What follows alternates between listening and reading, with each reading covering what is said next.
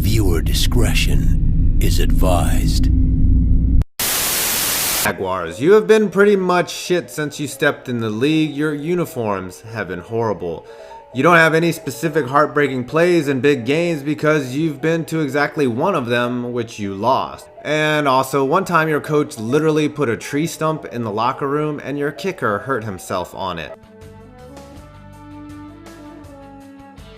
Wayne Weaver firing Tom Coughlin wasn't the biggest mistake in Jaguars history, nope. That goes to not trusting Blake Bortles when a trip to the Super Bowl was on the line and then deleting him after. Did I mention that he's worth $16.5 million in dead cap?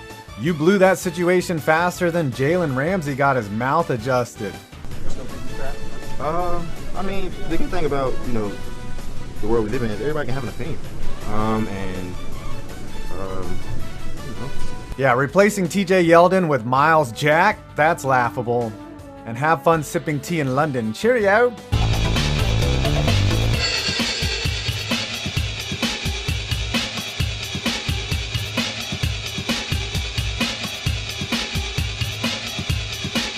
When you're one of the last expansion teams in the league, you get slim pickings over what colors you get to use. And it looks like these were the last ones on the wheel that weren't called by anyone else. For a good reason. I'm really surprised they haven't gone with the spotted Jaguar theme yet, as Bortles hasn't changed his spots one bit from his check down and interception mastery. The Jags would fight me on that one, but it looks like their fisticuff energy is reserved for each other.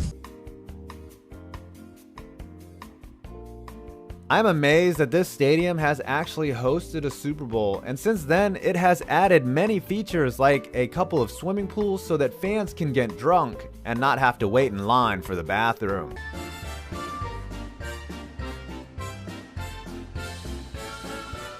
Is this what Mickey Rourke is up to these days? Maybe one of the most controversial mascots in the league, Jackson DeVille, has been reprimanded by the NFL several times for bothering players and his sideline antics. Oh, come on, that's standard down in Florida to be bothered by a stranger, you know that. Jackson once got in hot water for carrying a sign that said towels carry Ebola. I guess as a diss to the Steelers, assuming Blake Bortles uses those towels. Sporkle quiz about the teams in the NFL. There will always be that one team you forget about. You know it's on the tip of your tongue, but you can't figure it out. After a while, you just give up and realize it's the Jacksonville Jaguars. This is the state of their franchise. Congratulations! The majority of the league still forgets you exist. Well, except for those times you're forced on Thursday night football games that no one watches and get sent to London to play a game or two every year that no one watches.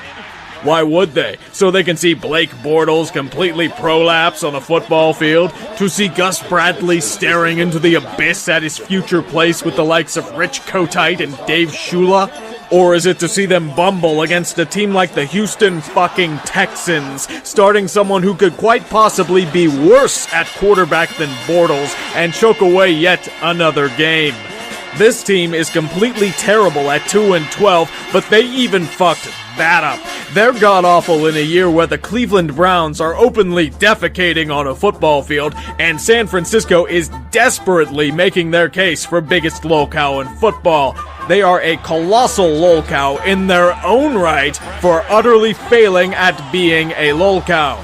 They're like Milton Waddams from Office Space. They offer no tangible benefit to the league, no one wants anything to do with them, and everyone and their mother forgets they are there unless they are shoved in our faces. Let me put it to you this way. This is the most notable thing to come out of that franchise in the past decade. Look at it. Soak it in. That fan represents everything regarding the Jaguars since the turn of the millennium. They had a pretty cool and promising team in the late 90s. The likes of Mark Brunell, Fred Taylor, Keenan McCardell, and Jimmy Smith made for an exciting team to watch.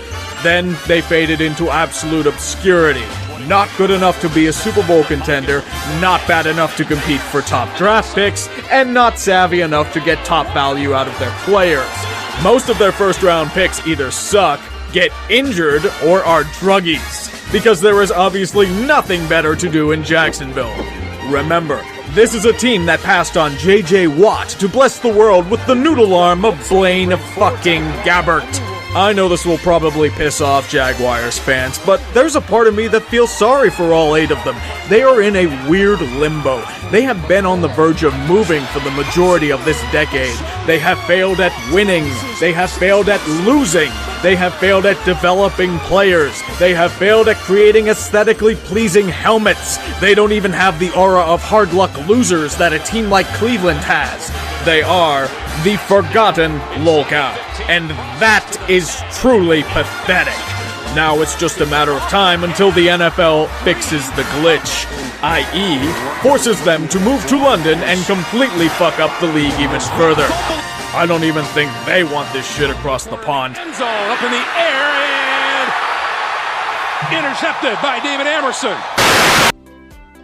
These feathery spots need to be changed. That's better. Footprints for how everyone walked all over your Super Bowl run last year. And that was over by like week 4. Also put a muzzle over this cat in honor of Jalen Ramsey. Oh, it'll still talk, just nobody wants to hear it when you're catching L's. I don't know exactly. If I had to rate an entire division as salty, the electrolyte test for the AFC South is off the charts. Jags fan, you should be salty. Your face should look like you just ate an onion as if it was an apple. Your franchise arc is that of a VH1 Behind the Music special. You were riding high, on top of the world. Then your defense failed you like your sphincter after a meal at Texas Day Brazil. You spent all that time defending Blake Bortles only to have him disappear like White Claws at the supermarket after Trevor Wallace happened. Ain't no laws when you're drinking claws, baby.